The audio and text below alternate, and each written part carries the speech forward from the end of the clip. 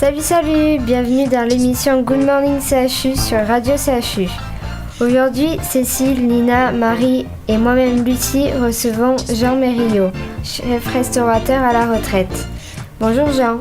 Bonjour. Alors tout d'abord, avez-vous toujours eu cette passion pour la cuisine et avez-vous toujours voulu être cuisinier ? Oui, ça c'est depuis que je suis enfant. C'est une passion qui m'a pris très tôt parce que j'ai eu quelques problèmes de santé quand j'étais jeune. Et à cette époque, lointaine, les enfants, quand ils étaient malades, on les gardait à la maison.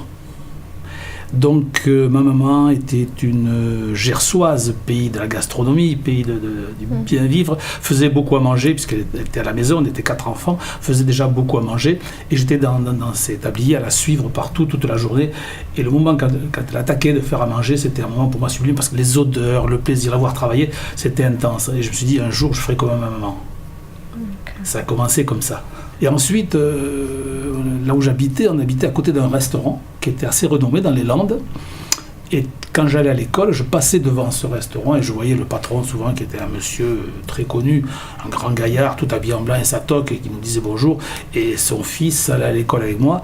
Et le jeudi, qui était autrefois, qui est maintenant le mercredi, avant c'était le jeudi qu'on ne travaillait pas à l'école, qu'on n'allait pas à l'école, au lieu d'aller jouer les jouets de mon copain restaurateur, fils de restaurateur, j'allais en cuisine me cacher, je regardais ce qui se passait. Et ça me passionnait, c'était impressionnant. Tous ces cuisiniers, parce que c'était un grand restaurant, il y avait une dizaine de cuisiniers qui œuvraient là-dedans. Ça secouait de tous les côtés, les casseroles, les goûts, les saveurs, les produits. Alors ça j'étais époustouflé. Pourtant, derrière, il y avait des circuits 24, des jeux extraordinaires.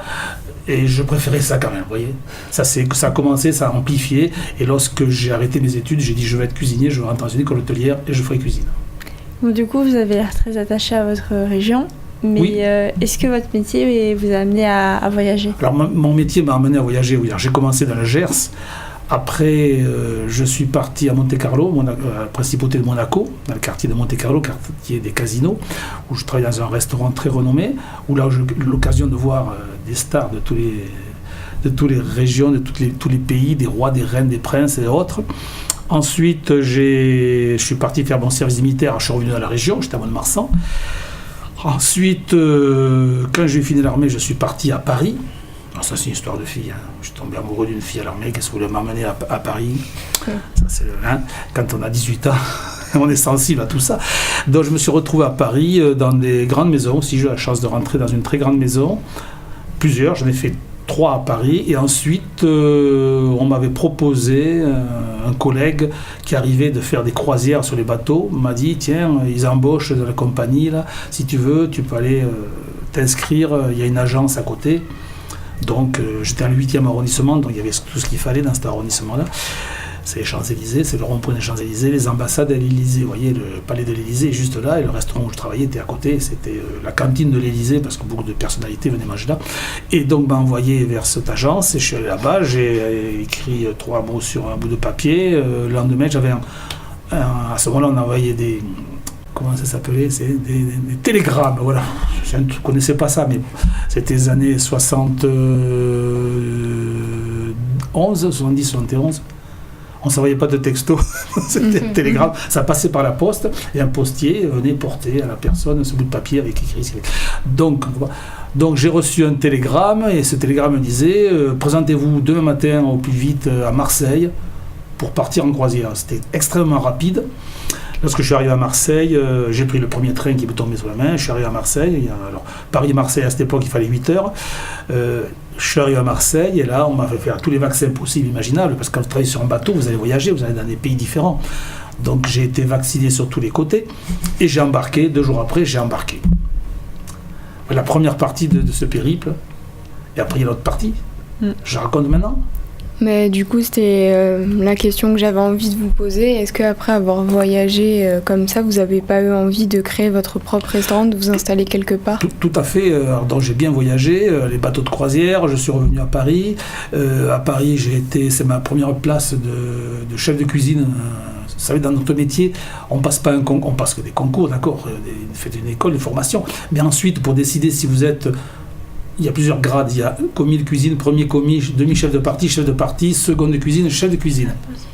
Et pour arriver à être chef de cuisine, ce sont vos pairs qui vont décider de ça. Ce sont les chefs cuisiniers qui vont dire, tiens, lui, maintenant il est capable de se débrouiller, il sera chef de cuisine, on le nomme chef de cuisine. Et après, vous pourrez prendre la direction d'un établissement. Donc on a décidé qu'un jour, on a décidé que j'étais chef de cuisine. On m'a balancé dans un grand restaurant énorme. il y avait une quinzaine de cuisiniers, il y avait 6 plongeurs, il y avait une trentaine de serveurs, 5-6 directeurs, et on servait sur 2 restaurants. Il y avait une brasserie et un restaurant de luxe, on servait 300-400 couverts.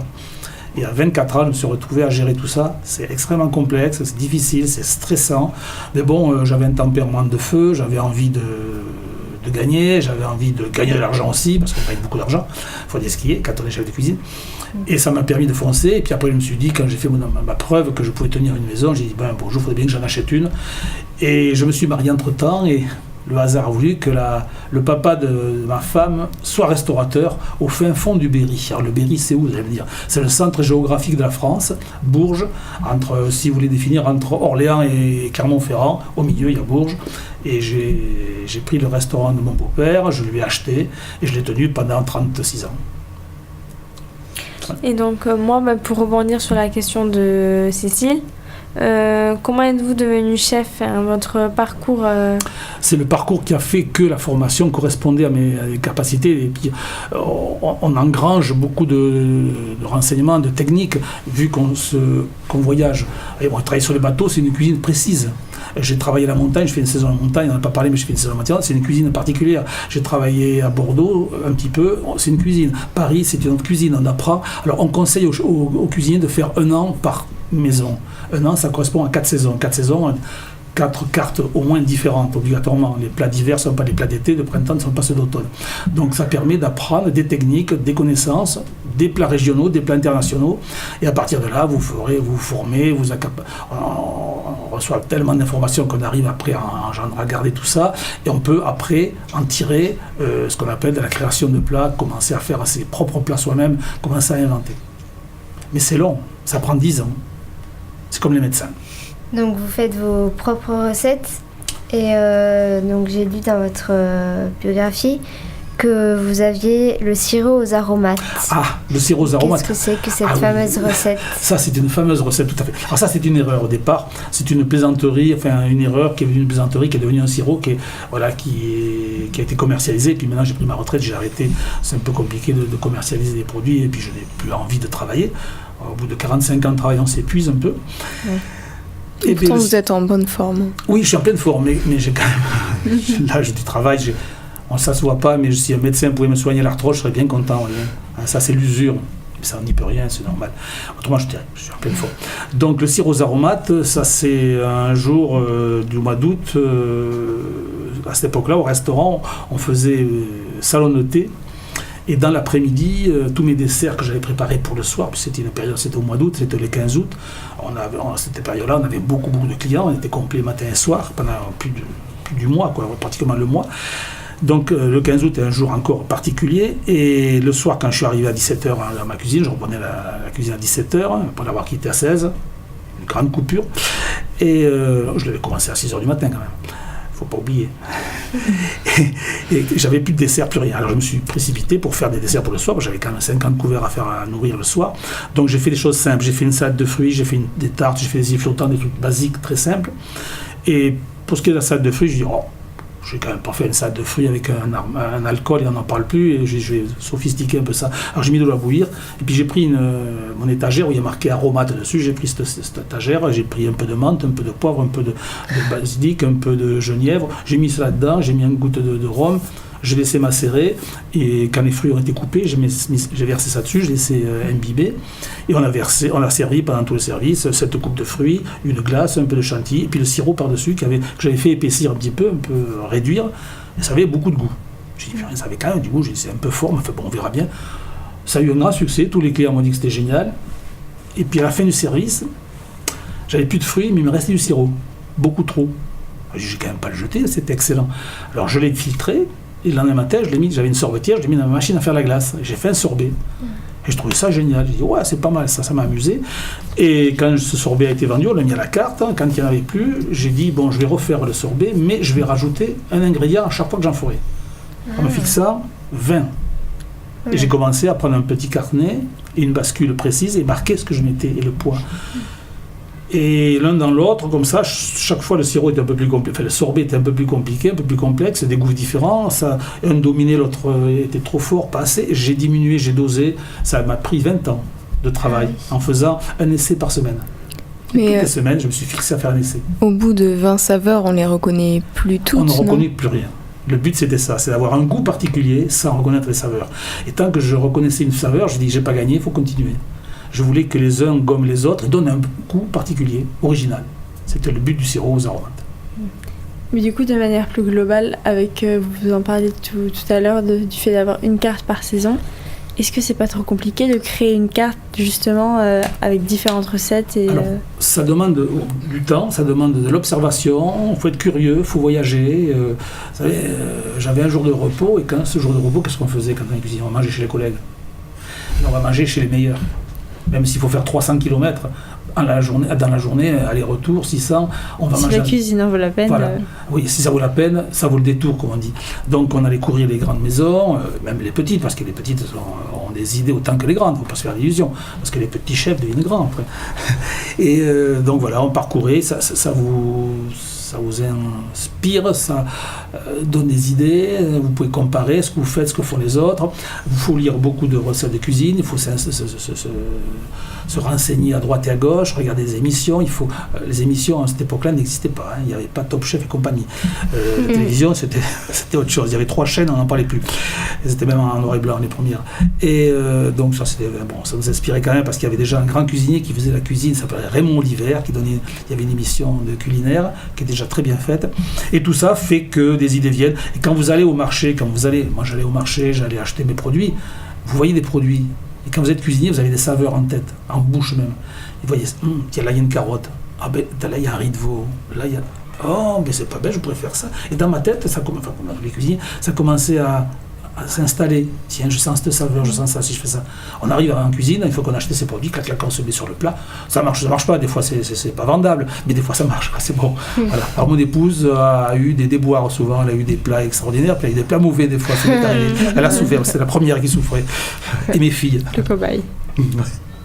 Vous en parliez tout à l'heure un petit peu quand vous racontiez que vous avez voyagé à Paris et à Monte-Carlo. Est-ce que vous avez eu l'occasion du coup de servir des célébrités et de les rencontrer? Oui, beaucoup. Alors Monte-Carlo, à Paris aussi. À Monte-Carlo, j'avoue que là, ça a été vraiment le paradis.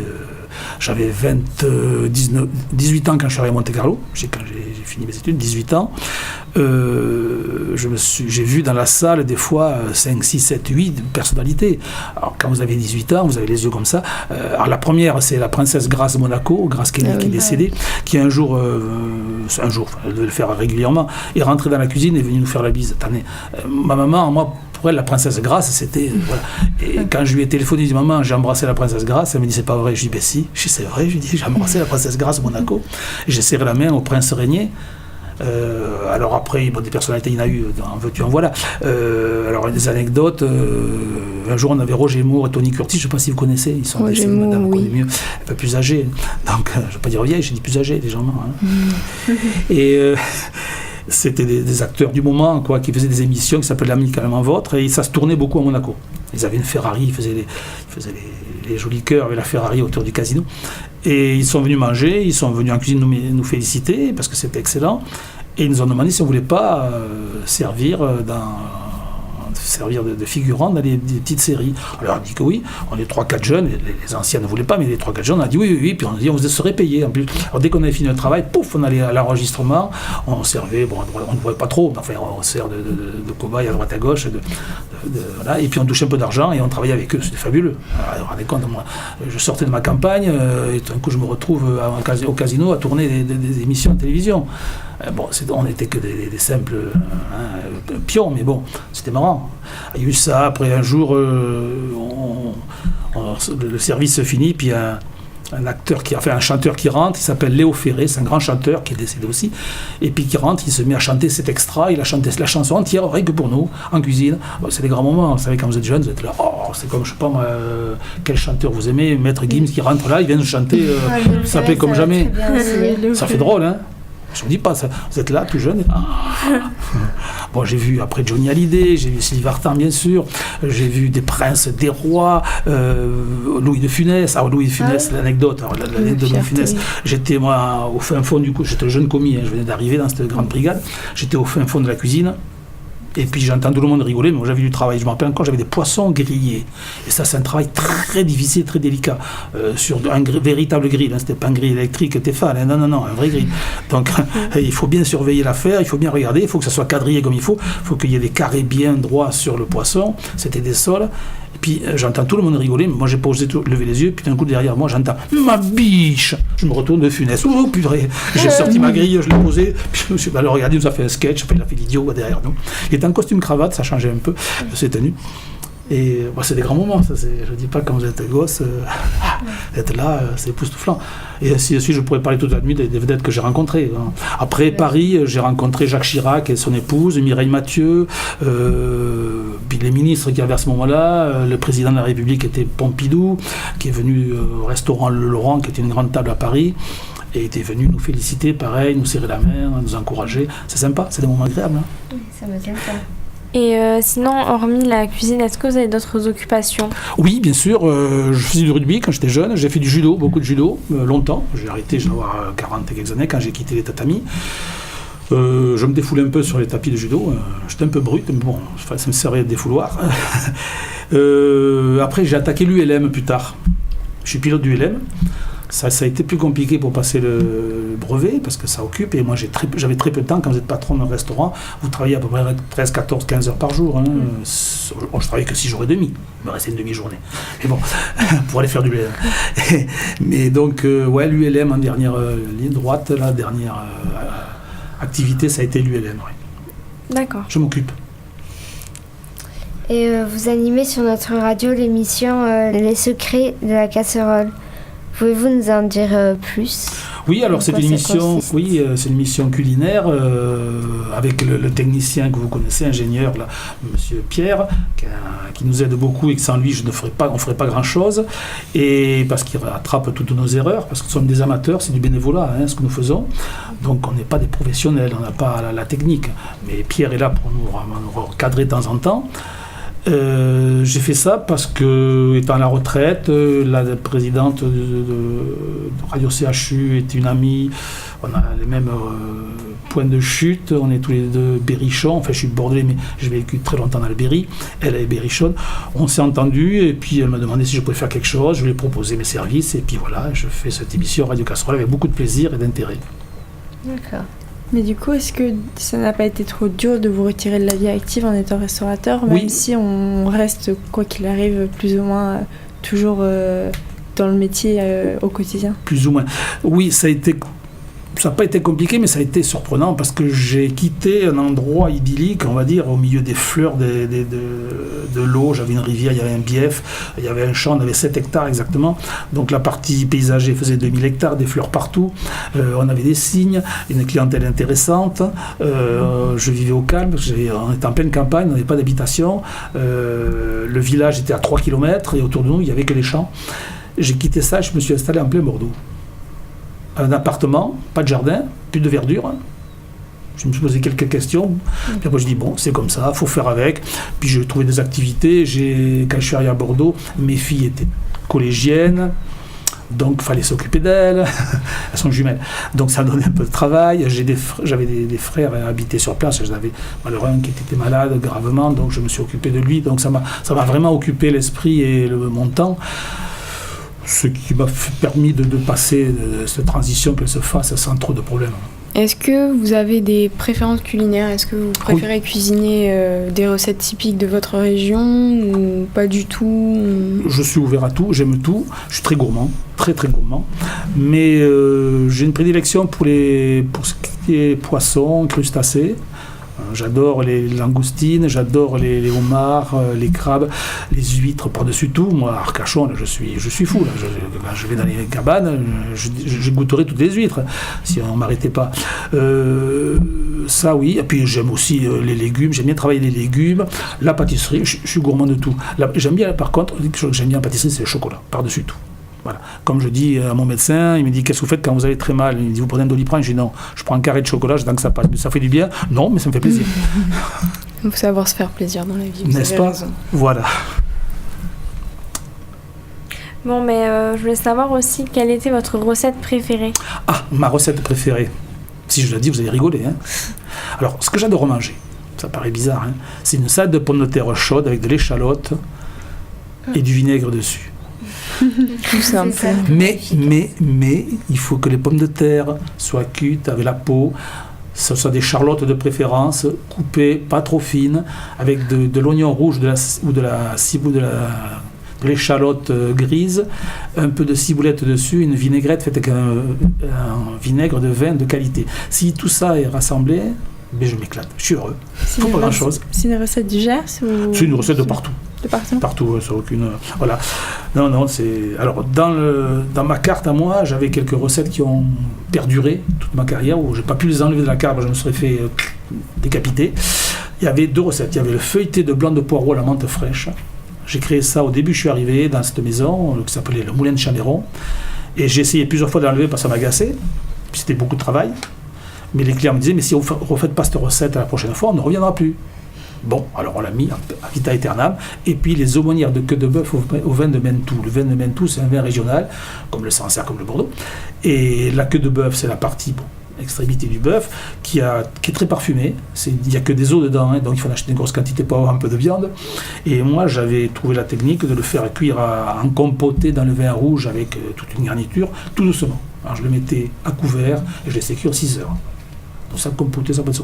Après, on défaisait la viande, se défaisait toute seule, on la coupait en petits dés, on rajoutait des dés de carottes, des dés de champignons, on liait avec la sauce vin rouge réduite et on enfermait ça dans une crêpe très très fine attachée avec une ciboulette. On en mettait 3 dans l'assiette avec un peu de sauce. Un travail considérable, mais ça a plu beaucoup. Et puis c'est plusieurs livres de cuisine. Maintenant, on trouve la recette des aumônières de queue de bœuf au Mentou de Jean Mériot. Voilà. Vous avez écrit des livres de cuisine? J'ai participé, mais je n'ai pas moi-même écrit un livre. Mais j'ai participé à écrire des livres et des collègues qui ont écrit des livres ont pris mes recettes. Bon, et bien sur ces belles paroles, nous arrivons au terme de l'émission. Mais merci Jean pour nous avoir accordé de votre temps. Merci, avec plaisir. Et mais rendez-vous demain pour une autre émission. Bisous et à demain.